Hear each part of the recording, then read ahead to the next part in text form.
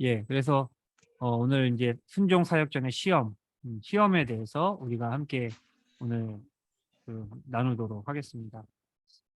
시험, 뭐 우리 신앙생활을 하는 사람이라면 적어도 한 번씩은 듣는 이야기이기도 하죠.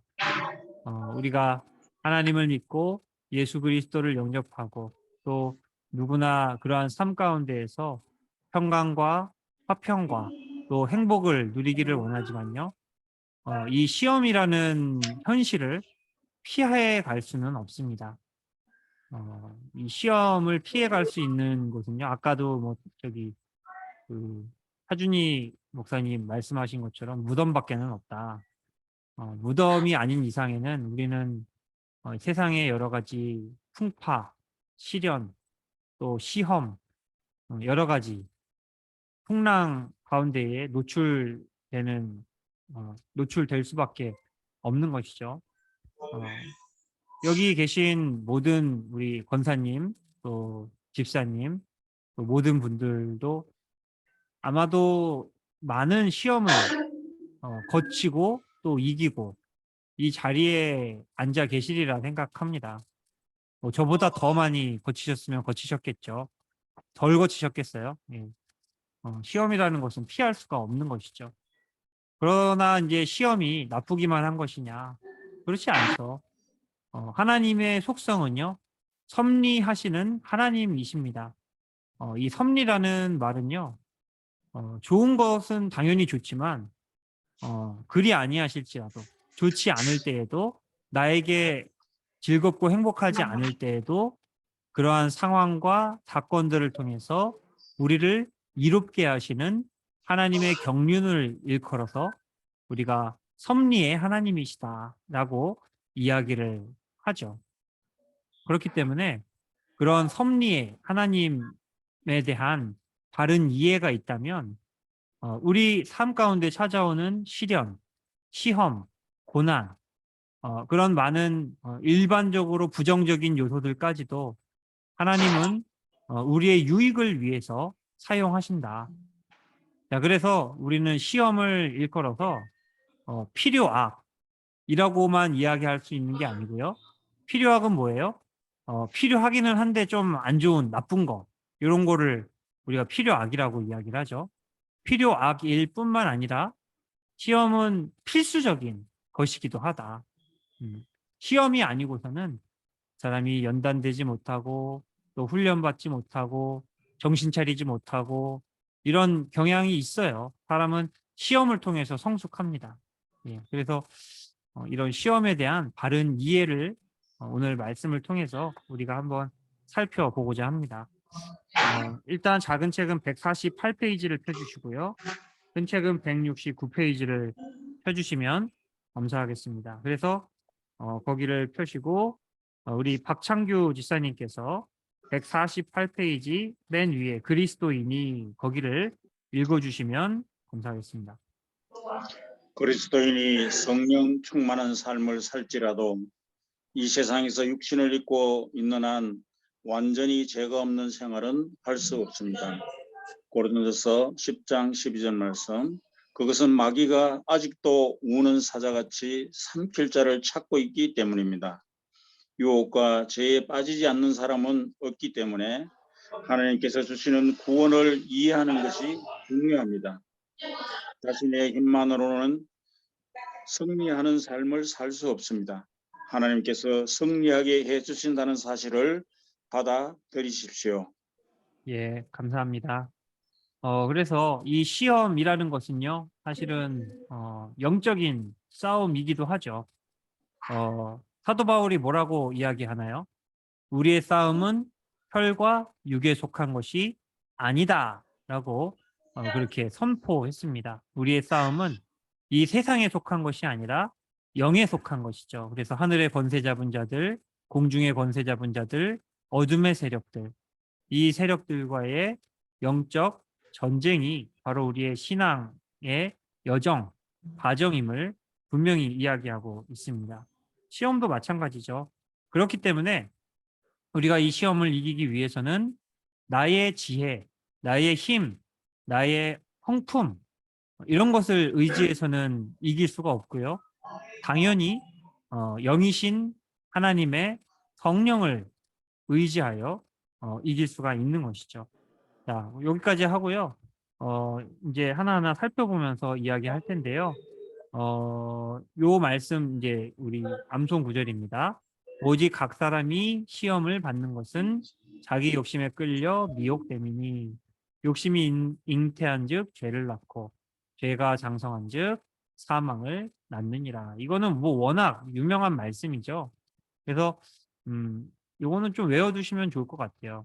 오직 각 사람이 시험을 받는 것은 자기 욕심에 끌려 미혹됨이니 욕심이 잉태한즉 죄를 낳고 죄가 장성한즉 사망을 낳느니라. 야고보서 1장 14절에서 15절 말씀. 자, 그래서 여기 이제 시험이 오늘의 이제 주제이죠. 어, 1번 질문이 뭐냐면요. 성경에서 말하는 시험은 세 종류입니다. 각 시험은 어떻게 다릅니까? 하는데요. 이제 크게 두 가지로 사실은 나눌 수가 있어요. 여기 세 가지로 이야기하지만 크게 이제 두 가지로 나눌 수가 있는데요. 일단 여기 시련이라는 것은요. 하나의 뭐라고 해야 될까요? 현상이라고 할 수가 있어요. 현상. 그러니까 이제 겉으로 드러나는 어떤 현상을 우리가 이제 시련이라고 이야기를 하죠. 그래서 어, 이 시험에는 유혹이 있고요.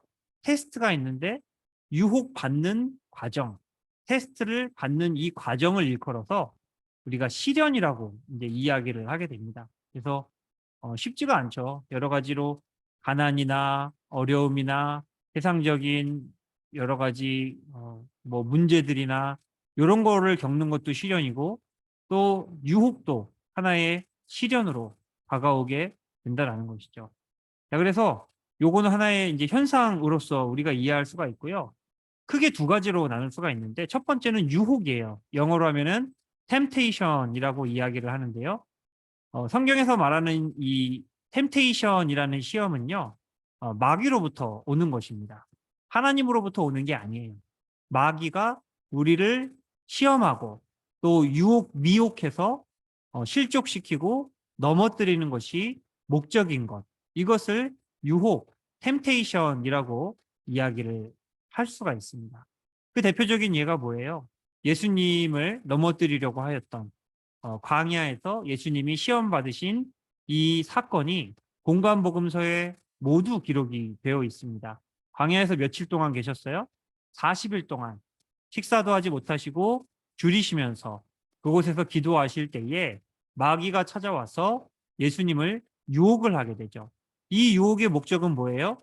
예수님을 넘어뜨리기 위함입니다. 예수님이 하나님께 받은 그 사명, 십자가와 부활의 사명을 감당하러 이 땅 가운데 오셨는데 그것을 막기 위해서 그리고 예수님을 실족시키기 위해서 그래서 하나님의 구원 사역이 일어나지 않도록 하기 위해서 예수님을 유혹하는 거 이거를 템테이션이라고 이야기를 하게 되죠. 자, 그래서 이게 아까 이제 우리 그 나눈 말씀이죠. 시험을 받는 것은 자기 욕심에 끌려 미혹됩니다. 그래서 욕심을 따라서 그렇게 넘어뜨리려고 합니다. 예수님에게 뭐라고 유혹을 해요? 보면은 세 가지인데 처음에는 배고픈 거 가지고 유혹을 하죠. 내가 돌이 떡이 되게 하라. 너의 배고픔을 면하라. 또 세상의 권세, 세상의 안락함, 세상의 명예, 물질, 부귀 영화 이런 것을 가지고서 지금 너의 궁핍한 상황을 면하고 면하고 이 시험을 통과해라. 그렇게 이제 유혹을 하게 되죠. 이게 다 넘어뜨리려는 것입니다. 그래서 마귀로부터 오는 게 하나가 있고요. 또 한 가지 시험이 있어요. 이제 영어로는 다른데 우리는 다 시험이라고 하니까 구분을 하는 것입니다. 두 번째는 뭐예요? 테스트예요. 테스트. 이 테스트는요. 하나님으로부터 오는 것입니다. 마귀가 주는 게 아니라요. 하나님으로부터 오는 거예요. 그래서 하나님께서 이 테스트, 시험을 하시는 이유는요.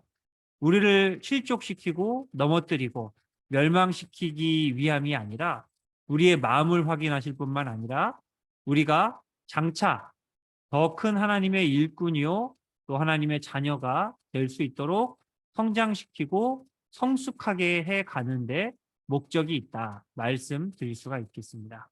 그러니까 아주 달라요. 우리가 똑같이 이제 한글로는 시험이라고 이야기하지만 마귀의 시험은요 사람을 죽이는 것이고요. 하나님의 시험은요 사람을 살리는 거예요. 사람을 더 잘되게 하는 것이고요. 마귀의 것은 사람을 더 못되게 하는 겁니다. 완전히 방향이 정반대로 가는 거죠. 자, 그래서 성경에 나오는 시험은 특별히 이제 두 가지로 요약할 수가 있는데 뭐 이외에도 많죠. 아브라함의 시험이 대표적이죠. 이 아브라함의 시험을 하고 나서 뭐라고 하세요? 하나님께서 아브라함에게 이르시기를 내가 나를 경외하는 줄 이제야 내가 알았노라. 이 아브라함의 마음을 시험하고 싶으신 거예요. 정말로 그가 하나님을 사랑하는지, 하나님을 가치 있게 여기는지, 그가 그렇게 애지중지하는 그의 아들 이삭보다도 하나님을 더 소중하게 여기는지 그 마음을 알고 싶으셨던 것이죠. 그것을 알고 싶을 뿐만 아니라 그 과정을 통해서 얼마나 아브라함이 많은 생각과 또 많은 고난과 시련과 아픔과 그런 과정을 겪으면서 그 마음이 성숙해졌겠어요. 이것이 아브라함의 시험이고요. 또 하나는 욥의 시험이죠. 욥의 마음을 확인하고 싶으셨어요. 그가 정말로 당대의 의인이고 모든 사람들이 칭찬하는 정말 하나님을 경외하는 하나님의 종이었는데 사탄이 만약에 이것을 빼앗는다면 만약에 이것을 빼앗는다면 그가 어찌 하나님을 지금처럼 경외하리까? 그런 식으로 이렇게 하니까 하나님도 궁금하신 것이죠. 그래서 욥을 시험합니다. 자녀들을 빼앗기도 하고 그의 뭐 재산을 빼앗기도 하고 건강을 빼앗기도 하고 그때도 정말 그가 하나님을 믿고 그 믿음 안에서 온전히 걸음을 걸어갈 수 있는지 그것을 알기 위해서 욥을 시험하신 것이죠.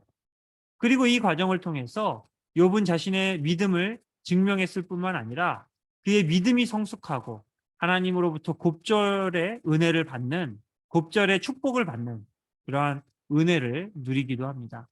그러니까 아브라함의 시험과 욥의 시험을 통해서 알 수 있는 공통된 사실은 하나님의 시험은 사람을 더 잘되게 하기 위함이다. 더 성숙하게 하기 위함이고 하나님께 더욱더 가까이 나아가게 하기 위함이다 하는 것을 우리가 알 수가 있습니다. 자, 그래서 이제 여기 148페이지에는요. 시련, 유혹, 테스트 세 가지로 나누어서 이제 이렇게 진행이 되는데요. 두 가지만 설명해 주시면 돼요. 유혹, 템테이션이죠. 테스트, 말 그대로 테스트죠. 이 두 가지에 대해서 이제 설명을 해주고 그 유혹과 테스트를 겪는 과정이 바로 시련이고 고난이다라는 것을 이렇게 설명해 주시면은 아주 좋을 것 같습니다. 자, 그래서 이 시험의 분류를 우리가 좀 이렇게 알아볼 필요가 있었고요. 그다음에 고린도전서 10장 13절의 말씀을 우리가 묵상하면서 한번 여러 가지 질문들에 대해서 고찰해 보고자 합니다. 장기준 집사님, 여기 고린도전서 10장 13절 말씀 읽어 주시면 감사하겠습니다. 사람이 감당할 시험밖에는 너희가 당한 것이 없나니 오직 하나님은 미쁘사 너희가 감당하지 못할 시험 당함을 허락하지 아니하시고 시험 당할 즈음에 또한 피할 길을 내사 너희로 능히 감당하게 하시느니라. 고린도전서 10장 13절 말씀. 아멘. 감사합니다. 자, 1번 질문이 뭐예요? 우리가 당하는 모든 시험은 어떤 시험이라고요? 감당할 수 있는 시험을 주신다라는 것을 우리가 기억해야 될 필요가 있습니다. 언제가 제일 힘들어요? 그때가 제일 힘들어요. 그렇죠? 문제가 생기고 고난이 닥치고 정신이 없고 그 당시가 너무너무 견디기가 힘든데요. 사실은 조금만 시간이 지나고 나면은 내가 생각했던 것보다 이게 그렇게 크지 않다는 것을 깨닫기까지는 그리 오랜 시간이 걸리지 않습니다. 물론 정말 견디기 어려운 고난들도 많이 있어요. 정말 세상이 감당하지 못할 정말 그런 어려움도 있지만 하나님께서는 그것을 감당할 수 있기 때문에 그 사람에게 주시는 것이지 감당할 수 없는 자에게 주지는 않으신다. 달란트 비유를 보면요. 어떤 사람은 5달란트를 주시고요. 어떤 그 사람은 2달란트를 주시고요. 어떤 사람은 1달란트를 주세요. 그것은요. 하나님께서 그 사람을 차별하시거나 더 사랑하는 것이 아니고요. 덜 사랑하거나 더 사랑하는 것이 아니고요. 그 사람이 그만큼을 감당할 수 있기 때문에 주신 것이에요. 그것을 하나님은 공평하지 못하신 하나님, 하나님은 편애하시는 하나님, 이런 식으로 하나님의 그 공평과 정의의 속성을 무시하는 것은 옳지 못합니다. 하나님을 제대로 이해하지 못한 거예요. 하나님은 모든 사람들을 똑같이 사랑하십니다. 그러나 쓰임에 따라서, 그 사람의 달란트에 따라서, 환경에 따라서 그 사람에게 주어지는 몫이 다를 수가 있어요. 이것은 고난도 마찬가지예요. 고난도 그 사람이 감당할 수 있으면 더 큰 것을 맡기게 마련이라는 것이죠. 그리고 더 성숙하게 해서 더 큰 일에 쓰시는 것이 하나님의 방법입니다. 저도 이제 되게 오랫동안 교육부서를 했어요. 물론 교육 전도사도 했고요. 그 이후에도 이제 전임 전도사 하면서도 교육부서를 하고요. 그럼 이제 교사들과의 어떤 친밀한 관계 속에서 하는 부서를 이끌어 가는데 어려운 일이 있어요. 어려운 일을 해야 돼요, 누군가. 그러면 그거를 누구한테 맡길까요? 과연 제가 누구한테 그거를 부탁을 할까요? 능력 있는 사람한테 맡겨요, 당연히. 되지 않는 사람한테는 전화도 안 합니다. 딱 보고서는 이 사람은 이거 맡으면은 망하겠구나. 그러면은 아예 전화조차 하지 않습니다. 그러나 그것을 감당할 만한 어떤 그 성품과 능력과 그 사람의 어떤 요소들이 보일 때에야 미안하지만 죄송하지만 이것 좀 해주시면 좋겠어요 라고 부탁을 하고 그 짐을 맡기지 그냥 능력도 안 되는데 막 맡기지 않는다니까요. 하나님도 마찬가지세요. 하나님 다 사랑하시지만 사람마다 다 달라요. 감당할 수 있는 분량이 다르고요. 가지고 있는 달란트가 다르고요. 그 사람의 인내심의 강도도 다르고요. 뭐 수용성도 다르고요. 다 달라요. 그렇기 때문에 사람마다 감당할 만큼의 그 분량을 허락을 하십니다. 그래서 고난도 마찬가지다. 하나님은 우리가 감당할 만한 시험만 허락하신다 하는 것을 기억하시면 좋겠습니다. 자, 두 번째. 2번 우리가 시험 당할 때 능히 이기게 하시는 분은 누구이십니까? 당연히 하나님이시죠. 로마서 8장 26절은 이렇게 이야기를 합니다. 이와 같이 성령도 우리의 연약함을 도우시나니 우리는 마땅히 기도할 바를 알지 못하나 오직 성령이 말할 수 없는 탄식으로 우리를 위하여 친히 간구하시느니라. 누가 우리를 도우신다고요? 성령님께서 우리를 도우신다 이야기합니다. 성령님은 누구세요? 성령 하나님이시죠. 사실 성령 하나님, 성자 하나님, 성부 하나님이 다 우리를 도와주세요. 이거는 하나의 말씀 구절에 지나지 않아요. 아까 그러셨잖아요. 그 차준희 목사님 그러셨잖아요. 기도는 하나님께 하는 것인데 예수님의 이름으로 성령님의 도우심을 통해 기도하는 것이다. 말씀하셨습니다. 하나님이 아버지시고 하나님이 본체세요. 당연히 하나님께 기도해야 돼요. 그러나 예수님도 하나님이시고 성령님도 하나님이시고 우리는 성삼위 삼위일체 하나님의 도우심을 따라서 능히 시험과 고난을 이겨나가게 되는 것이죠. 그래서 뭐 보좌에 계신 그 예수님께서도 우리를 위해 간구하시고 기도하고 계시고 성령님은 보혜사로서 늘 우리와 함께 하시며 우리의 마음과 우리의 삶 속에서 우리의 발걸음을 인도하시고 그러니까 정말 오늘 말씀 참 중요한 말씀이에요. 어려울 때는 뭐 해야 돼요? 기도해야 돼요. 시험을 당할 때는 기도해야 됩니다. 그렇지 않으면은 정말 이게 계속해서 수렁에 빠져요. 이 신앙이라는 게요. 참 신기한 그런 부분이 있어요. 이 신앙은요. 부익부 빈익빈의 원리가 굉장히 많이 작용하는 분야입니다. 부익부 빈익빈이 사실 사회 문제로 대두가 됐죠. 그래서 가진 사람은 더 갖고 없는 사람은 더 못 갖고 이거는 이제 문제이지만 이게 신앙적으로는요. 많이 가지고 있는 사람은요. 더 많이 가지게 되는 원리가 있습니다. 반대로 궁핍한 사람은 점점 더 궁핍해지는 그런 원리가 있어요. 이거는 참 설명하기가 어려운데 경험적으로 알 수 있는 하나의 원리이기도 해요. 우리가 더 기도하면 기도할수록, 하나님과 가까이 가면 더 가까이 나아갈수록, 하나님을 더 알고 싶고 더 가까이 가게 되고 더 거룩해지고, 근데 하나님으로부터 자꾸 멀어지고 어, 소홀히 하게 되고, 그러다 보면 점점 또 멀어지게 되고, 참 이게 신기한 일이에요. 그래서 우리가 어려움 당할 때에는 하나님께 기도해야 된다 하는 거. 자, 그래서 여기에 이제 이야기를 하죠.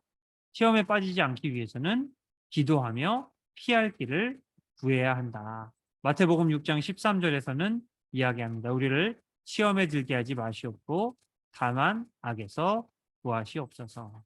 우리가 기도하지 않고서는 이길 수 없습니다. 이 시험은요, 처음에도 말씀드렸다시피 영적인 싸움이에요. 마귀와의 싸움이에요.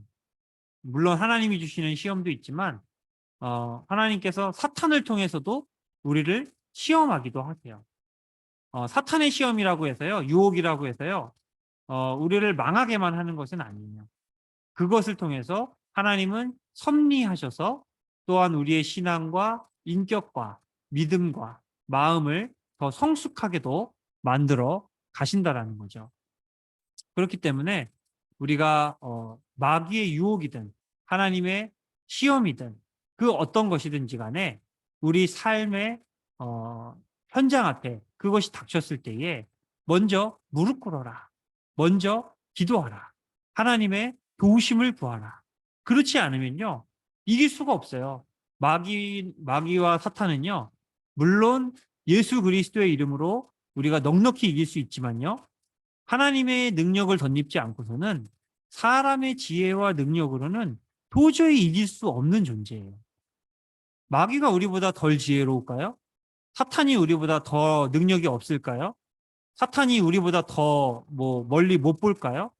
훨씬 멀리 보고 훨씬 많은 능력을 가지고 있고 훨씬 지혜로워요. 우리가 이길 수가 없어요.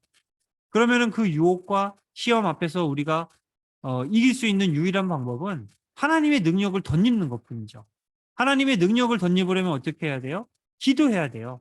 그래서 하나님, 이 힘을 이것을 이겨낼 수 있도록, 이 시험을 이겨낼 수 있도록 도와 주십시오라고 간구하지 않고서는 우리가 시험을 이겨낼 수가 없다. 그래서 시험에 빠지지 않기 위해서는 기도해야 된다. 시험에 들게 하지 마시옵고 다만 악에서 우리를 구원하옵소서라고. 그래서 어떤 분들은 그렇게 이야기를 하기도 하세요. 이게 사람이 기도가 안 나올 때가 있어요.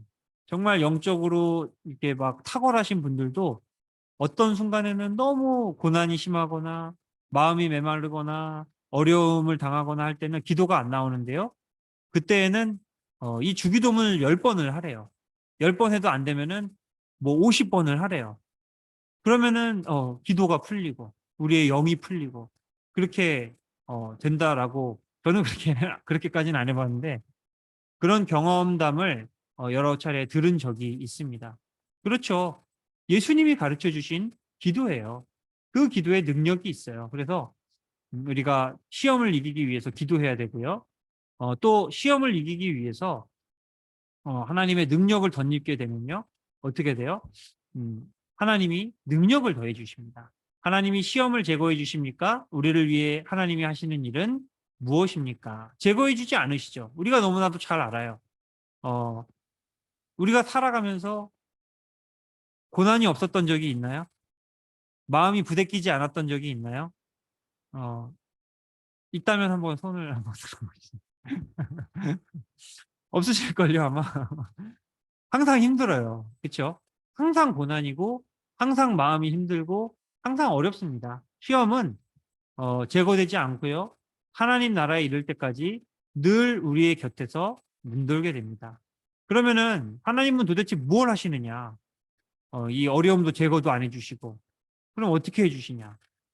그것을 없애주시는 것이 아니라 그 시험을 이길 수 있는 힘을 주신다. 이게 하나님께서 우리에게 해주시는 은혜인 것이죠. 그래서 힘을 주시고 지혜를 주시고 능력을 주시고 때로는 길을 틀어주시고 그렇게 해서 불에 데이거나 진창에 빠지거나 넘어지거나 하지 않고 목적지까지 갈 수 있도록 그렇게 인도해 주시는 것이 하나님께서 시험 때에 우리에게 주시는 도움이시고 하나님의 은혜이다 하는 것을 우리가 기억해야 될 필요가 있습니다. 그러니까 우리가 기도를 잘해야 돼요. 하나님, 이 시험을 피하게 해주세요. 이게 아니에요. 우리의 기도는 하나님, 이 시험을 잘 이길 수 있는 능력과 지혜를 주세요. 이게 예수님의 기도잖아요. 겟세마네 기도가 뭐예요? 예수님의 겟세마네 기도. 할 수 있거든. 이 잔을 내게서 옮기시옵소서. 피하고 싶어요. 이 잔은 뭐예요? 진노의 잔이고 예수님이 받으실 십자가의 형벌을 의미해요. 예수님도 오죽하면은 주님, 이 십자가를 피하게 해주십시오. 라고 그렇게 간구했겠어요. 그게 예수님의 솔직한 마음이셨어요. 근데 마지막에는 뭐라고 기도하셨어요? 그러나 나의 원대로 마옵시고 아버지의 원대로 하옵소서. 정말 정말 피하고 싶습니다, 아버지. 그러나 이것을 피할 수 없다면 이 잔을 나에게 마실 수 있게 도와주세요. 라고 기도하신 게 예수님의 겟세마네 기도, 감람산 기도입니다. 이 기도를 우리의 기도의 모범으로 여길 필요가 있어요. 자, 그래서 이러한 과정들을 통해서 우리가 할 수 있는 여러 가지 일들이 있죠. 기도해야죠. 시험에 들게 하지 마시옵고 악에서 구하시옵소서. 우리는 먼저 시험 앞에서 하나님께 기도해야 된다. 그리고 이 시험이라는 어두운 상황 속에서 탈출하려면 뭐가 있어야 돼요? 나침반이 있어야 되잖아요. 내비게이션이 있어야 되잖아요. 그 내비게이션이 뭐예요? 말씀이잖아요. 하나님의 말씀은 내 발의 빛이요, 내 발의 등이요, 내 길의 빛이니이다. 나를 인도하시는 것이 하나님의 말씀이잖아요. 어두운 가운데서 등불이 되는 것이 하나님의 말씀이잖아요. 그렇기 때문에 그 말씀에 귀를 기울이고 주의를 기울일 필요가 있다는 것이죠. 주의 말씀만 지키고 주의 말씀을 내 마음에 두며 그것을 따라가는 것. 이것이 시험을 이길 수 있는 뭐라고 해야 될까요? 힌트다. 그리고 믿음으로 무장해야 된다. 요 말씀을 우리 박호경 권사님 한번 읽어주시겠어요? 믿음으로 무장. 여기 한번 읽어주세요.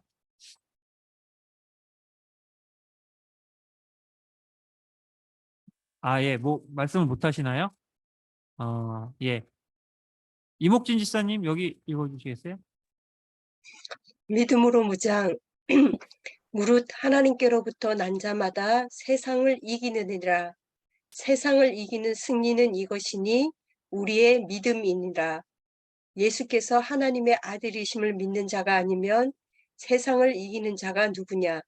요한일서 5장 4절에서 5절 말씀. 아멘. 감사합니다. 누가 이긴다고요, 세상을? 하나님께로부터 난 자. 우리의 믿음이 세상을 이기는 승리의 열쇠가 된다 하는 거.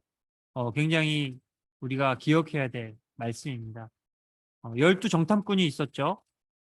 가나안 땅을 탐지했던 12 정탐꾼이 있었는데 10명의 정탐꾼은요. 그냥 있는 그대로 세상적인 눈으로 현상을 바라보았습니다. 그러나 두 사람만큼은요. 세상적인 눈이 아니라요. 믿음의 눈으로 그 현상을 바라보았습니다. 그리고 그 둘은 마침내 승리해요. 그 땅을 차지합니다. 하나님이 주시는 복과 기업을 온전히 누릴 수가 있었어요. 그러나 세상적인 눈으로만 그 현상과 그것을 바라본 사람들은 멸망하고 광야에서 죽어 없어지게 되었죠. 우리가 이 영적인 싸움을 이길 수 있는 가장 중요한 요소는요. 믿음이에요. 믿음. 믿음은 보이는 것에 뭐라고 그러죠? 보이는 까먹었네요. 히브리서 11장 1절 말씀인데 좀 뭐 찾아보세요. 제가 까먹어가지고 보이는 것에 뭐 실상이요, 바라는 것들에 뭐 실상이니라 뭐 그런 거 있어요. 그거 한번 찾아보시고요. 그 다음에 마귀를 대적하라. 그런즉 너희는 하나님께 복종할지어다. 마귀를 대적하라. 그리하면 너희를 피하리라. 우리가 대적해야 돼요. 나의 힘과 능력이 아니라 예수 그리스도의 이름으로 대적해야죠. 우리의 힘으로는 안 돼요. 그렇죠? 온전히 세상 가운데에서 십자가와 부활의 권세로 마귀와 사탄의 나라를 이기신 예수 그리스도의 이름으로 우리가 대적할 때에 우리가 승리할 수 있다. 자, 그리고 이제 요거는 한번 좀 이따가 소모임 때 한번 나눠보시면 좋을 것 같습니다. 당신이 당하고 있는 시험이 무엇입니까? 시험으로부터 벗어날 수 있는 하나님의 방법은 무엇입니까? 좀 이따가 한번 나눠보시고요. 그 다음에 이제 우리 시험의 세 가지 유형에 대해서 우리가 살펴보고자 합니다. 첫 번째는 뭐예요? 직접 사탄이 우리를 흔드는 것이죠. 우리 마음 가운데에 생각을 넣어주는 것입니다. 그 대표적인 인물이 바로 이 가룟 유다인데요. 요한복음 13장 2절에 이렇게 이야기를 해요. 마귀가 벌써 시몬의 아들 가룟 유다의 마음에 예수를 팔려는 생각을 넣었더라. 예수를 팔려는 생각을 넣었더라. 이게 직접적으로 우리의 머릿속에, 우리의 마음속에 어떤 욕심이나 마음을 직접적으로 불어넣어서 그릇 행하게 만드는 것이 사탄의 첫 번째 방식이다. 그래서 우리의 마음을 잘 지켜나가야 될 필요가 있습니다. 우리의 마음을 잘 지키지 못하면요, 그것이 곧 사망으로 이어져요. 전에도 말씀드렸지만 우리의 마음에 중립지대가 없어요. 우리의 마음이 비어 있을 수가 없어요. 만약에 성령님께서 우리의 심령, 우리의 마음, 우리의 생각을 다스리지 않으시잖아요. 그럼 우리의 마음에 누가 들어차요? 마귀가 어느 순간에 들어차서 다스리고 있어요. 내 생각을 다스리고 있고 내 마음을 다스리고 있어요. 정말 이거는요, 경험적으로 우리가 느낄 수 있는 부분이에요. 항상 기도해야 돼요. 우리의 마음에 하나님의 말씀으로 채워야 되고요. 기도로 채워야 되고요. 성령 충만함으로 채워야 되고요. 그래야 우리의 마음이 유지가 되는데, 내가 기도를 멀리하고 말씀을 멀리하고 세상적인 것을 가까이 하고 하다 보면은 세상의 가치관, 세속적인 어떤 물질, 욕심 이런 것들이 우리의 마음 속에 들어오고요. 우리의 마음의 주인이 사탄이 되어버려요. 그러면은 우리의 마음은요, 생명의 근원이 아니라 사망의 근원이 되는 그러한 역할이 될 수가 있다라는 거예요. 참 마음을 잘 지킨다라는 게 너무나도 중요해요. 잠언 말씀에도 그런 말씀이 있잖아요. 열성을 지키는 것보다 자기 마음을 지키는 것이 훨씬 낫다. 이런 마음도 있어요. 어떤 장군은 참 성을 나폴레옹이나 또 무슨 알렉산더나 이런 시대의 영웅들은 성을 점령하고 군사를 부리고 이런 건 너무 잘하지만 마음을 잘 다스리고 마음을 잘 지키는 사람은 몇이나 되겠냐고요. 훨씬 더 어려운 일입니다. 자, 그래서 무릇 지킬 만한 것 중에 더욱 내 마음을 지키라. 생명의 근원이 이에서 남이니라. 우리의 마음을 지키는 것. 너무나도 중요합니다. 요즘같이 더운 때는요, 정말 이게 절실한 말씀이에요. 이렇게 덥다 보면요, 길거리 가다 보면은 막 싸우는 사람들도 있어요. 막 이렇게 짜증이 나잖아요. 운전하고 가다 보면 짜증이 나는데 뒤에서 클락션을 빵 울려요. 그럼 이제 그때부터 뭐가 시작돼요?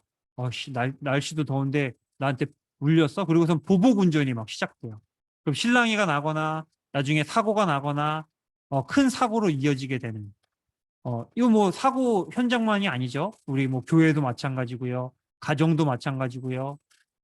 싸우게 돼요. 혈기의 다스림을 당하게 되는 거죠. 근데 그때마다 정말로 잘 참아야 돼요, 우리가. 우리의 마음을 지켜야 돼요. 그렇지 않으면은, 우리는 뭐가 돼요? 고래밥이 아니라 사탄의 밥이 됩니다. 사탄의 밥이 돼서 그냥 이용을 당하게 되는 것이죠. 이런 식으로 공격을 하는데요. 우리가 이러한 사탄의 공격을 이겨낼 수 있는 가장 좋은 방법은요, 하나님의 말씀을 의지하는 것입니다. 자, 예수님께서 사탄이 3번 그를 유혹할 때에 넘어뜨리려 할 때에 그것을 다 물리치셨는데 다 말씀으로 물리치셨어요.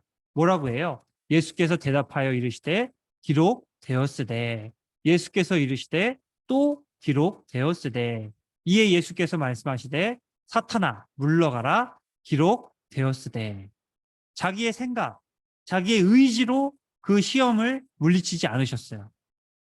기록된 하나님의 말씀의 능력과 권위에 의지해서 이 사탄을 물리치셨어요. 사탄도 때로는요, 하나님의 말씀을 교묘하게 편집하거나 이용해서 우리의 마음을 흔드는데요. 그렇게 당하지 않으려면요, 하나님의 말씀을 바르게 이해하고 있어야 돼요.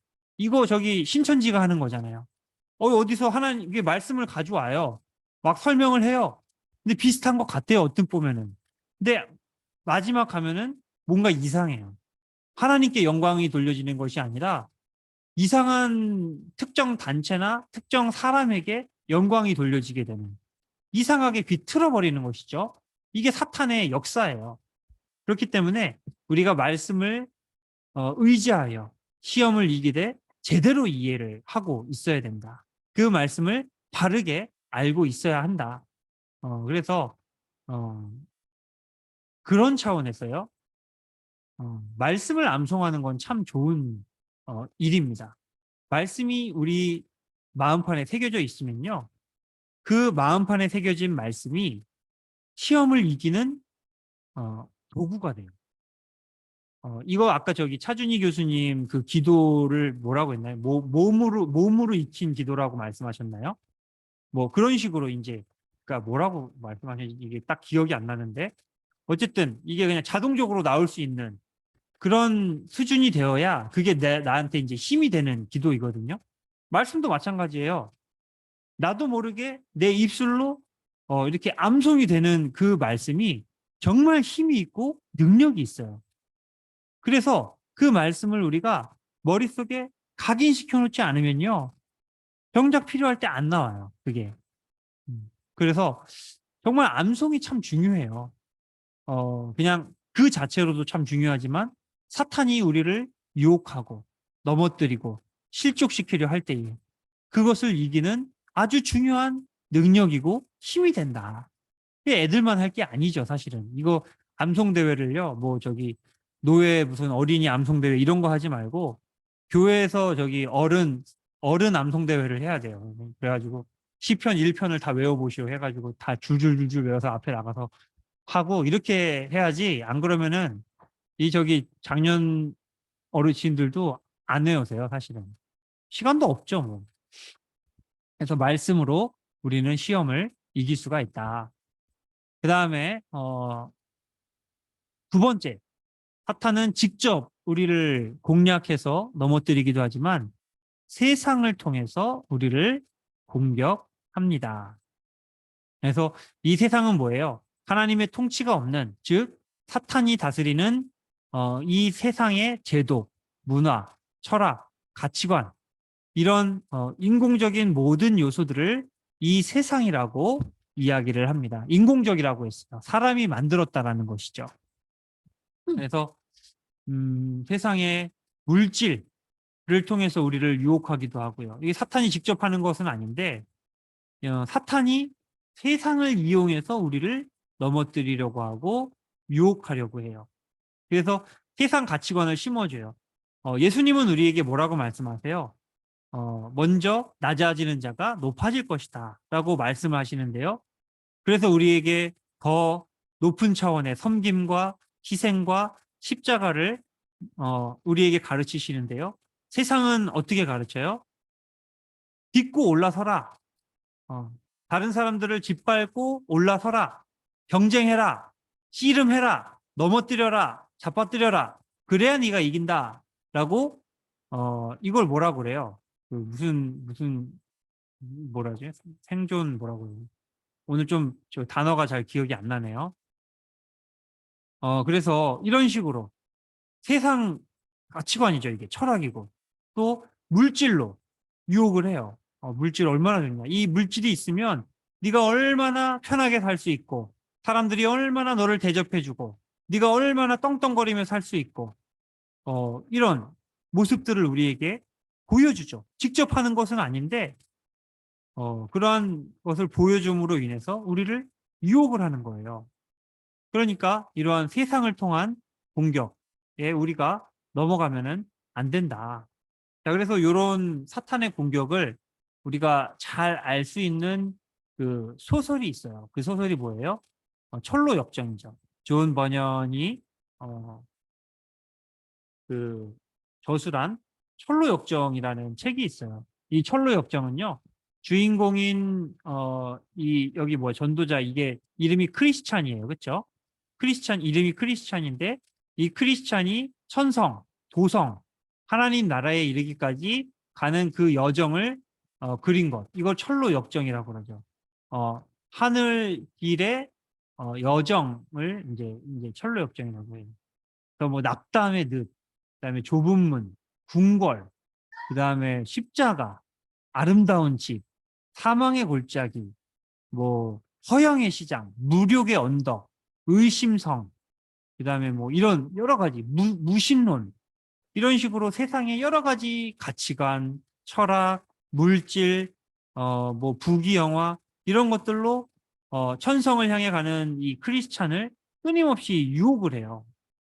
이게 이제 그 사탄의 두 번째 방법, 세상을 통해서 우리를 유혹하는 방식이다라고 말씀을 드릴 수가 있겠습니다. 특별히 우리를 유혹할 때, 세상을 통해 우리를 공격할 때에 세 가지를 세 가지로 우리를 공격을 하죠. 그게 뭐예요? 바로 요 요한일서 2장 16절의 말씀.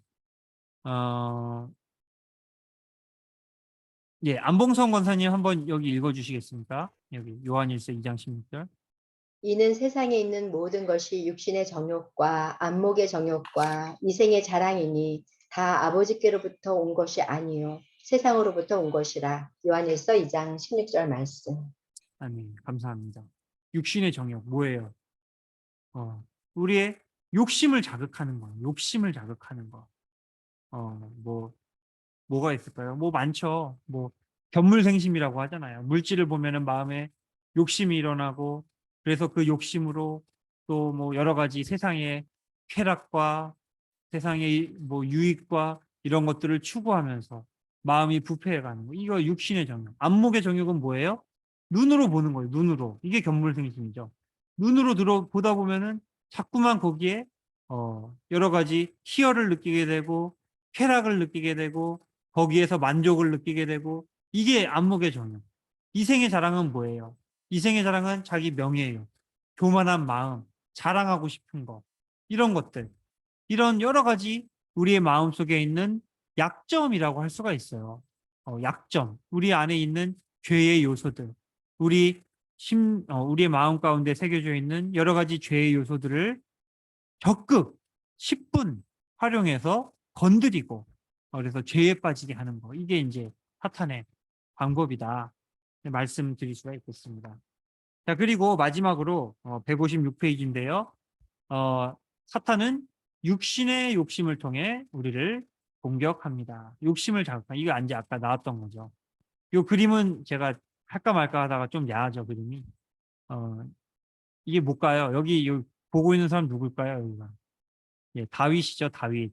여기 이제 밧세바입니다, 밧세바. 그래서 여기서 이제 이야기하는 육신의 욕심을 통해 우리를 공격한다는 것은 이제 특별히 성적인 어떤 욕망을 자극하는 그런 것들을 이야기를 하죠. 그래서 여기에 빠진 대표적인 인물이 다윗이에요. 저녁 때에 다윗이 그의 침상에서 일어나 왕궁 옥상에서 거닐다가 그곳에서 보니 한 여인이 목욕을 하는데 심히 아름다워 보이는지라. 이거는 안목의 정욕이기도 하고요. 육신의 욕심이기도 하고요. 그래서 세상적인 어떤 방편들을 통해서 우리를 넘어뜨리려고도 하지만 우리 마음 속에 있는 욕심을 막 자극을 해가지고 우리가 실족하도록 만드는 전략이 또한 이 사탄의 전략이기도 하다. 다윗은 여기에 넘어갔어요. 결국에는 죄를 지었어요. 그러면은 인간에게는 소망이 없느냐? 아니죠. 이건 누구예요? 요셉은 넘어가지 않았어요. 다윗을 유혹하지 않았어요. 바세바가 유혹하지 않았는데 넘어갔어요. 근데 요셉은 누구예요? 여기 무슨 아내죠 이게? 유혹을 적극적으로 했는데도 넘어가지 않았어요. 끝까지 그 자리를 피하고 이렇게 그것을 피해갈 수가 있었어요. 그러니까 육신의 욕심을 피하는 가장 좋은 방법은 뭐예요? 자리를 피하는 거예요. 그 자리를. 그 자리에 머물지 않고 그 자리를 피해가는 거. 이게 사실은 아주 중요한 어떤 그런 방법입니다. 여기 더 설명을 하고 싶은데요. 시간이 뭐 거의 다 돼가지고 그 시편 1편을 보면요. 그런 말씀이 있어요. 복 있는 사람은 악인의 꾀를 따르지 아니하며 죄인들의 길에 서지 아니하며 오만한 자들의 자리에 앉지 아니하고. 이게 세 단계거든요. 따르지 아니하며 걸어가요. 처음에는. 그 다음에 서지 아니하며 그 자리에 서요. 그 다음에 앉지 아니하며 나중에는 앉아요. 따르고 서서 있다 보면은 그 자리에 또아리를 틀고 앉게 되는, 이게 죄의 속성이거든요. 그러니까 점점 블랙홀에 빨려들듯이 죄의 중심으로 빨려 들어가는 게 죄의 속성이에요. 그렇게 하지 않으려면 어떻게 해야 되겠어요? 그것을 벗어나야 돼요. 그래서 유혹이 왔을 때는 그것을 벗어나는 것도 우리가 행할 수 있는 지혜 중에 하나이다. 이렇게 말씀드릴 수가 있겠습니다. 자, 그래서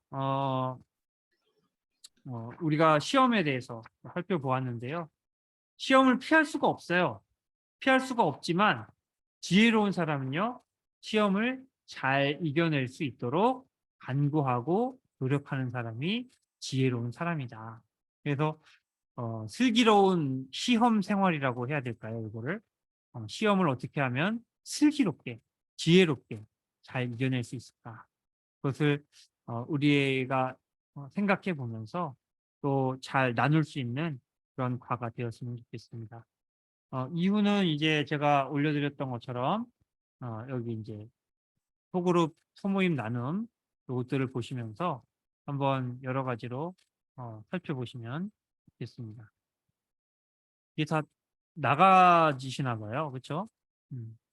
지금 구경 원사님까지 여덟 분이 오셨는데 자꾸 나가져가지고 중간중간에 좀 튕기는 감이 없잖아 있습니다. 이후에 이제 제가 기도하고 소모임 나눔을 갖도록 하겠습니다. 사랑 많으신 아버지 하나님 참으로 감사를 드립니다. 귀한 말씀을 함께 나누었습니다. 마귀가 우는 사자와 같이 우리를 삼키려 하나 예수 그리스도의 그 능력으로 마귀와 사탄의 모든 유혹을 이기는 우리 모두가 되게 하여 주시옵소서. 이후에 있는 소음 모임 가운데에도 성령 하나님 우리의 마음이 하나 되게 하시고 소통하게 하시어 귀한 나눔 받게 하옵소서. 예수님의 이름으로 기도하옵나이다. 아멘. 아멘. 감사합니다. 목사님, 네, 아까 잠깐 공지해 주셨는데 다음 주 모이는 거요. 네, 저희도 듣기로는 다음 주에 그 재직회가 있다고 하더라고요. 오늘 그 당회에 모이고, 네. 그래서 그 권사회랑 안수 집사회 원래도 다음 주에는 그 재직회 참여 때문에 안 하기로 했거든요.